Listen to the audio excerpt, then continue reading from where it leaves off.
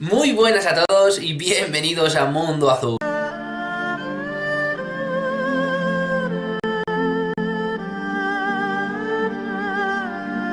Bueno, pues como os prometí, hoy en este vídeo os traigo a los seres intermedios de los dos tipos, de los primarios y los secundarios. Vamos a ver un poco lo que nos explica el libro de Duranti acerca de ellos.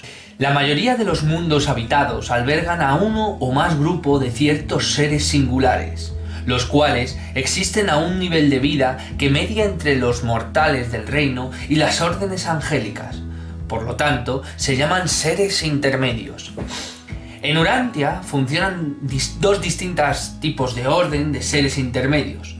El cuerpo primario, o más antiguo, que surgió en los tiempos de Dalamatia, y el grupo secundario, o más joven, cuyo origen data de los tiempos de Adán. Seres intermedios primarios. Los seres intermedios primarios tienen su origen en Urantia, en una relación insólita entre lo espiritual y lo material. Existen criaturas similares en el universo, pero se generan por métodos diferentes.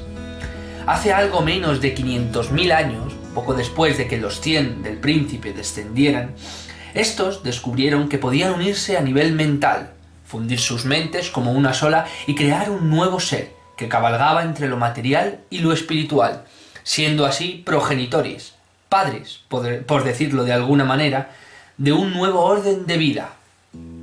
Se descubrió inmediatamente que una criatura de este orden, que mediaba entre los niveles mortales y angélico, sería de gran utilidad para llevar adelante los asuntos de la sede central del príncipe, y a cada pareja del séquito corpóreo se le otorgó permiso, por consiguiente, para producir seres de esta índole. Este esfuerzo resultó en el primer grupo de 50 seres intermedios primarios.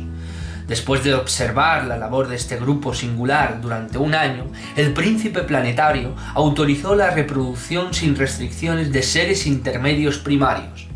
Se perpetuó este plan hasta tanto que siguieran gozando de la capacidad de crear, y así nació el cuerpo original de 50.000 miembros primarios intermedios. Transcurrido un periodo de medio año entre la producción de cada ser intermedio, y en cuanto cada pareja de los 100 engendraba a 1000 de estos seres, ya no nacía ninguno más. Estos seres constituyeron el cuerpo de información de la administración del príncipe. Se desenvolvieron a lo largo y ancho del territorio, estudiando y observando las razas del mundo, y prestando sus valiosos servicios al príncipe y su séquito, para la labor de influir sobre la sociedad humana que se encontraba apartada de la sede central del planeta. Este régimen benéfico continuó durante mucho tiempo, hasta los días funestos y horribles de la rebelión, en donde estos seres jugaron un papel decisivo. Seres intermedios secundarios. Aunque los seres intermedios primarios tenían su origen casi en lo superhumano, los secundarios tuvieron su origen de forma algo inferior, con la unión de un hijo de Adán y una hija descendiente del séquito de los 100. Posteriormente, los hijos de esta pareja, 16 en total, fueron capaces también, a través de un método sexual y no sexual, o sea, semental, de engendrar a más seres secundarios intermedios. Estos seres secundarios no tienen limitaciones en la carne, siendo inmortales a todos los efectos. Cada una de las 8 parejas llegó a producir 248 seres intermedios, y así llegó a la existencia el primer cuerpo secundario, de 1984 en total. Bueno, pues esto es lo que nos relata el libro Durantia acerca de los seres intermedios. Los primarios y los secundarios, cómo los primarios se produjeron y cómo los seres intermedios secundarios también llegaron a darse. El libro Durantia te explica, para empezar, que cuando los hijos que no son materiales, que aunque se personifican en la Tierra, no son materiales, vienen de otras dimensiones o de otras esferas, o llamarlo como queráis, en el mundo se producen una serie de alteraciones por la sola presencia de estas entidades, de acuerdo, en el mundo, sean para los cometidos que sea, que normalmente suelen ser para los cometidos de intentar evolucionar, o de intentar... no me sale la palabra, de intentar crecer a nivel evolutivo, vamos a decirlo así. Entonces se produce una serie de cambios. Productos de estos cambios, pues pueden ser los seres, y de hecho lo son, los seres primarios, y luego los seres secundarios, ¿de acuerdo? Mucho tiempo después. Quiero también que tengáis presente que entre los primarios y los secundarios hay miles de años, ¿de acuerdo? No se dieron a la vez, como os he dicho, ya que la época de los 100 y la época de Adán, que es donde están los primarios y después los secundarios, hay miles de años de diferencia, ¿de acuerdo? Más cosas, datos. Yo no voy a discutir si sobre la gente piensa que es real, que no es real. Yo no digo nada. Para mí lo es. Para mí es una información que, desglosándola, estudiándola a fondo y diciendo, vamos a intentar, cuando intentas estudiar este tipo de información, no tienes que buscar, vamos a ver si los seres intermedios con su nombre, con su tal, con su cual, con sus características, no, tienes que intentar buscar un símil o algún tipo de paralelismo en leyendas o historias. Por lo menos yo lo hago así. Leyendas e historias sobre los seres primarios y secundarios. También particularmente yo pienso que las leyendas que hay en la Tierra, por el contexto, podrían llegar a ser más acerca de seres secundarios, ya que están mucho más próximos. Los dos están próximos entre lo espiritual y lo material, pero los seres secundarios están un poco más cerca de nosotros, ¿vale? No solo por lo tardío de su existencia, entre comillas, sino por el tipo de concepción, ¿de acuerdo? Entonces, hay muchas leyendas que muy probablemente hagan referencia o indiquen a este tipo de seres. Concretamente yo pienso que son los secundarios, pero bueno, vamos a generalizar, ¿vale? Entonces, leyendas que hablan de seres o entidades que muy probablemente reflejen las características que podría llegar a tener un ser intermedio, ¿de acuerdo? Por ejemplo, para mí hay historias como la de los súcubos, los íncubos, lo tengo apuntado, ¿vale? Pues estoy mirando por allá. Los demonios, los espíritus, los genios, los duendes, las hadas, que muy probablemente, leyéndola, estudiándola, tengan que ver con este contexto de los seres intermedios. Probablemente muchos son inventados de esas leyendas, probablemente, pero también os digo que muchas de las leyendas, a pesar de ser inventadas, vienen de un fruto o vienen de una historia primigenia, que de ahí han salido todas. A lo mejor el 40, el 50% de ellas son mentiras, bien, pero hay otro 50, hay otro 70% que son real, y de ahí salen el resto de historias, ¿de acuerdo? Con esas deberíamos quedarnos. Aún así, de todas maneras, en la historia de la Tierra, de la humanidad, el folclore, por así decirlo, hay muchas historias de este tipo de seres. Por ejemplo, os voy a poner otro ejemplo muy práctico, ¿de acuerdo? Los jinn, que son los míticos jinn, que es un ser fantástico de la mitología semítica, ¿vale? O sea, árabe, que son entre malos y traviesos, vamos a ponerlo así, ¿de acuerdo? Que tienen muchas capacidades.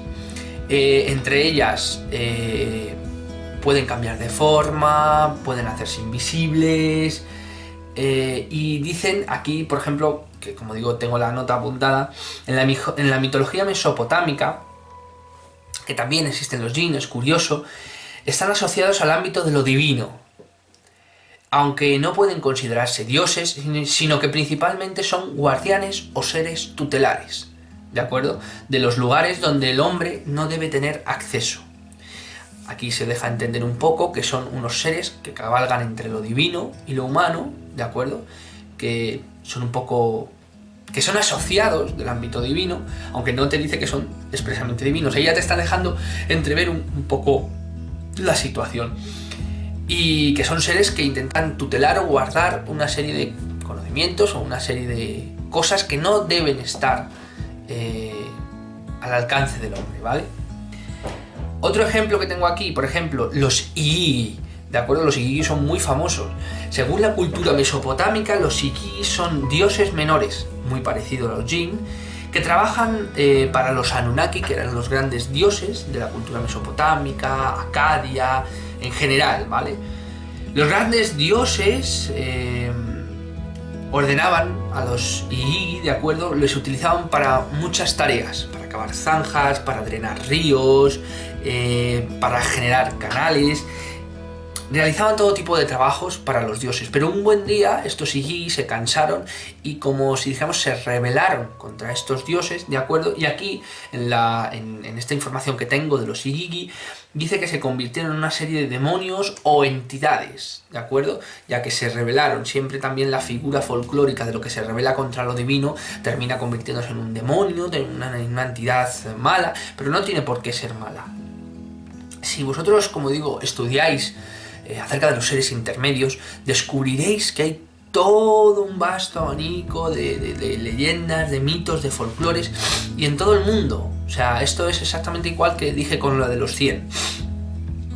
Hay un montón de leyendas que hacen referencia a seres especiales, seres mitológicos, vamos a decirlo así, que les ponen diferentes nombres, pero que luego, leyéndote la historia, leyéndote en muchos casos las cualidades de ellos y las características del contexto de la historia, son muy parecidos entre sí. Seres de la tierra, que viven en la tierra, seres que son como traviesos, vamos a decirlo así, como malvados, que hacen, deshacen, esconden cosas, o de repente te los encuentras por ahí, dijéramos, corriendo, caminando, o te hacen pasar algún tipo de situación, buena o mala, porque hay de todos, ¿de acuerdo? Las historias no solo son malas con este tipo de entidades o seres, sino también son buenas, a pesar de que se los trate como demonios, o como los jinn, o como cosas así. También hay leyendas de los dos tipos, cosas buenas y cosas malas, ¿de acuerdo? Entonces,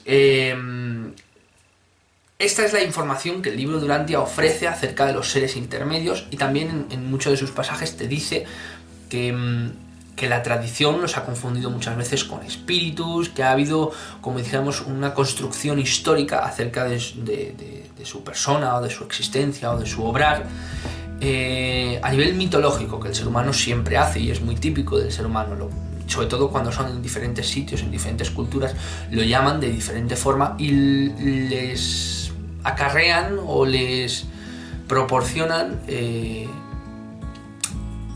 cualidades diferentes, ¿de acuerdo? Entonces, bueno, estos son los seres intermedios, recordad, los primarios y los secundarios, cómo existieron, tanto unos y como otros, y posteriormente os contaré por qué fueron tan importantes los primarios y por qué fueron tan importantes los secundarios. Fueron tan importantes por la rebelión de Lucifer, que ya os contaré de qué trata, y englobaré estos dos vídeos que ya he hecho sobre los 100 y sobre los seres intermedios en lo que es la verdadera importante historia, que para mí creo que es la verdaderamente importante historia de lo que es la rebelión de Lucifer, que también la dividiré en dos partes, el ámbito espiritual y el ámbito material, terrenal, de la tierra en general, cómo se vivió en esas dos partes. Y sobre todo en la última parte, los 100, los seres intermedios primarios y los secundarios juegan un papel muy importante en nuestra historia, que muy probablemente también el folclore y la historia y las leyendas reflejaron en su momento. Hasta aquí el vídeo de hoy, espero que os haya gustado, espero que hayáis aprendido un poco lo que el libro de Urantia nos ofrece acerca de este tipo de datos, acerca de este tipo de información que para mí, como siempre digo, para mí es verídica, sobre todo si te informas de ello, si la investigas y si haces, pues no sé, una investigación exhaustiva, ¿de acuerdo? Una comparación, como he dicho, un paralelismo. Espero que os haya gustado y un abrazo enorme a todos.